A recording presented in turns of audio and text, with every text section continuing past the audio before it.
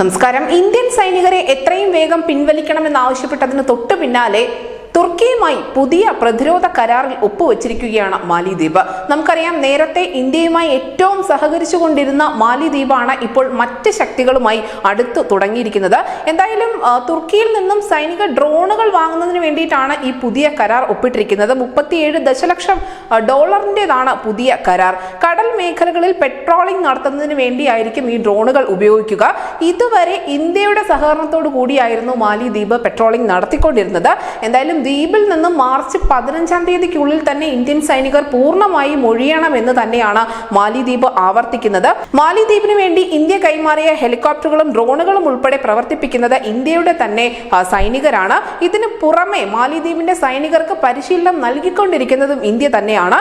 ഇതിനിടയിലാണ് ഇന്ത്യയുമായുള്ള എല്ലാ ഇടപാടുകളും അവസാനിപ്പിക്കുന്നതിന് വേണ്ടി പുതിയതായി അധികാരമേറ്റ പ്രസിഡന്റ് മുഹമ്മദ് മുയിസു ശ്രമിച്ചുകൊണ്ടിരുന്നത്. എന്തായാലും ഈ മാലിദ്വീപിലെ വിവിധ ദ്വീപുകളിൽ നിന്നും രോഗികളെ ആശുപത്രിയിൽ എത്തിക്കുന്നതിന് പോലും ഇന്ത്യ നൽകിയ ഹെലികോപ്റ്ററുകളാണ് മാലിദ്വീപ് ഉപയോഗപ്പെടുത്തിക്കൊണ്ടിരിക്കുന്നത്. ഇന്ത്യ നൽകിയ യുദ്ധവിമാനത്തിന് പകരമായി ഇനി തുർക്കിയുടെ ഡ്രോണുകളായിരിക്കും മാലിദ്വീപിൽ പറന്നു നടക്കുക.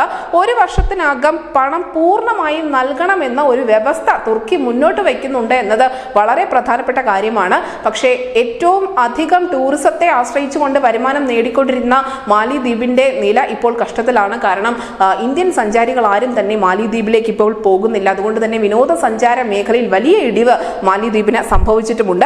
ലോകത്തെ ഏറ്റവും പ്രധാനപ്പെട്ട ഡ്രോൺ നിർമ്മാതാക്കൾ തുർക്കി തന്നെയാണ്. പ്രസിഡന്റ് ഉർദുഗാന്റെ മരുമകന്റെ ഉടമസ്ഥതയിലുള്ള കമ്പനിയാണ് തുർക്കിയിലെ ഏറ്റവും പ്രധാനപ്പെട്ട ഡ്രോൺ നിർമ്മാതാക്കൾ. അങ്ങനെ പ്രസിഡന്റ് മുഹമ്മദ് മുയിസു അദ്ദേഹത്തിന്റെ ഓരോ നയങ്ങളും നടപ്പിലാക്കിക്കൊണ്ടിരിക്കുകയാണ്. നമുക്കറിയാം, അദ്ദേഹം അധികാരത്തിലേറിയത് പോലും ഔട്ട് ഇന്ത്യ എന്നുള്ള ഒരു ക്യാമ്പയിൻ പിന്തുടർന്നുകൊണ്ടായിരുന്നു. അങ്ങനെ അധികാരം എത്തിയ ശേഷം ആ പറഞ്ഞത് എന്താണോ പൂർണ്ണമായും അത് നടപ്പിലാക്കാൻ കൂടി മാലിദ്വീപ് ശ്രമിക്കുന്നുണ്ട്. ചൈനയുമായും മാലിദ്വീപിന്റെ ഒരു വളരെ അടുത്ത ബന്ധം ഈ കഴിഞ്ഞ ദിവസങ്ങൾ നമുക്ക് കാണാൻ സാധിക്കും.